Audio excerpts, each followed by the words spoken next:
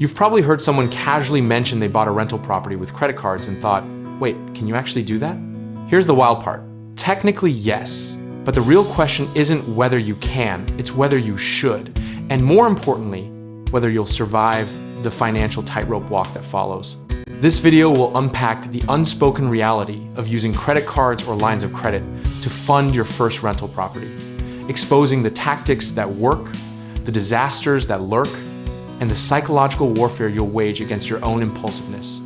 We'll explore why some investors swear by leveraging unsecured debt, while others treat it like financial suicide. And by the end, you'll know exactly where you stand in this high-stakes game. Let's start with the mechanics.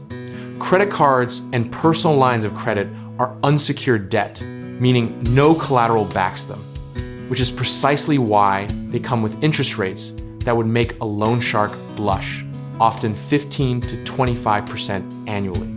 You could theoretically use cash advances, balance transfer checks, or 0% introductory offers to cobble together a down payment, closing costs, or even minor rehab expenses on a fixer-upper.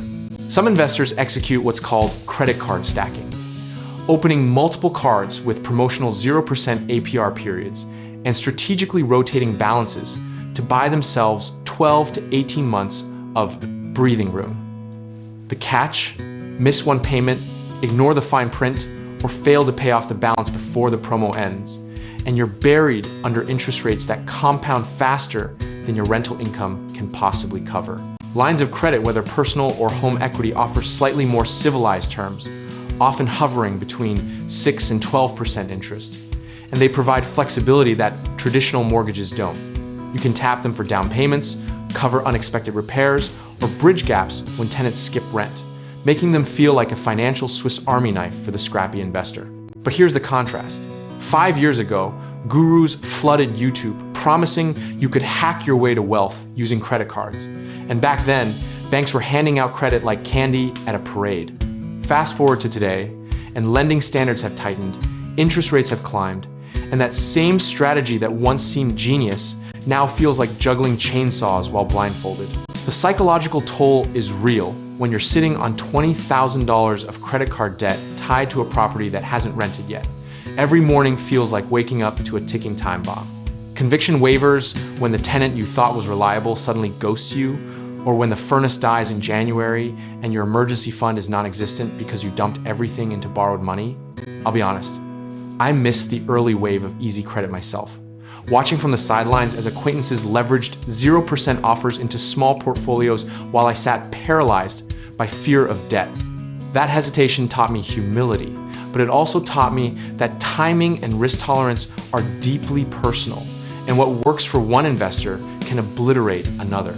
Historically, real estate operates in predictable cycles. Boom, correction, stabilization, repeat, and in every cycle, a subset of investors uses creative financing to enter the game when traditional doors are closed. The difference between those who thrive and those who crash isn't the strategy itself. It's their ability to generate cash flow quickly, maintain liquidity, and avoid over-leveraging to the point where one vacancy triggers a domino effect of missed payments. Veterans in real estate forums will tell you that using unsecured debt works only if 3 conditions align. You've secured a property significantly below market value. Your rental income exceeds all carrying costs by at least 20%, and you have a concrete payoff plan within 12 months. Break any one of those rules, and you're not investing, you're gambling with borrowed money, and the house always wins eventually. Let's address the biggest misconception. People think using credit cards means you're broke or desperate, but in reality, sophisticated investors sometimes use them as a temporary bridge, not a permanent foundation. The key word is temporary. If your plan relies on perpetual debt rolling or refinancing miracles, you're building a house of cards in a windstorm. Another myth, that you need perfect credit to pull this off. Truth is, you need good enough credit to access the offers. But more critically, you need discipline to treat promotional periods as sprints, not marathons. Many investors have torched their credit scores, not because they used cards, but because they deluded themselves into thinking 18 months was forever. Here's what history teaches. The investors who succeeded with unconventional financing shared one trait. they were ruthless about cash flow and conservative about expenses. They didn't buy their dream property. They bought the ugly duplex that penciled out with a 15% margin for error, knowing that margin would save them when the unexpected inevitably arrived. Position sizing matters more than conviction. Don't bet the farm on your first deal using maxed out credit cards just because you're convinced the market will explode. Instead, start small, test your systems, learn how quickly you can turn units, and build a track record before scaling up with borrowed capital. The practical playbook looks like this. Find a distressed property below market, negotiate seller financing or a low down payment, use credit strategically for the gap, secure tenants immediately, and refinance or pay down the debt within 6 to 12 months. Every step requires precision because one misstep, overestimating rents, underestimating repairs, or choosing the wrong tenant can cascade into financial ruin. Process beats passion every single time. You might feel invincible signing documents with borrowed money, but the market doesn't care about your enthusiasm. It cares whether you can service debt, maintain properties, and keep tenants happy. Strip emotion from every decision.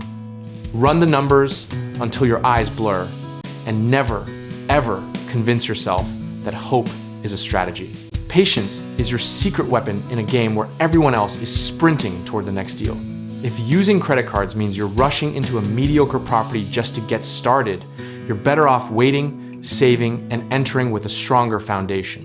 The right deal will still be there, or another even better one will appear, because real estate is abundant for those who prepare properly.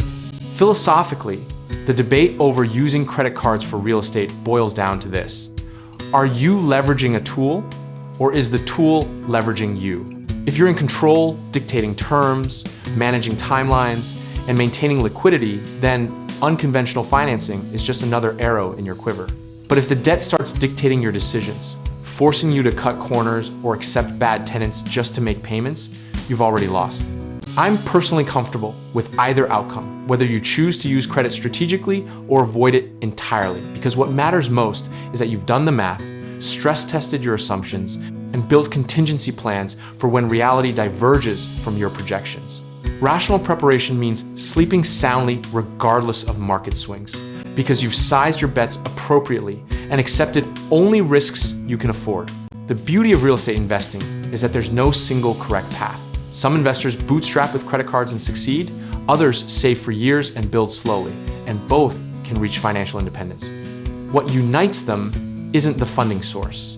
It's discipline, consistency, and an unwavering commitment to treating investing as a business, not a lottery ticket. At the end of the day, credit cards and lines of credit are tools. And like any tool, they're only as effective as the person wielding them. Use them wisely, respect their power, and never forget that debt is a double-edged sword. It can accelerate your journey or sever your financial future in one reckless swipe. Real estate remains one of the most reliable wealth-building vehicles available, offering tangible assets, tax advantages, and income streams that persist across economic cycles. Whether you fund your first rental with credit cards, traditional financing, or cash, the fundamentals don't change. Buy below market, manage efficiently, and hold for the long term. If you're serious about diving into real estate investing, you need access to quality properties that actually pencil out. And that's where www.growthsense.com comes in. Our directory connects investors with residential and commercial investment properties across the country. And if you're selling, you can list your investment property completely free.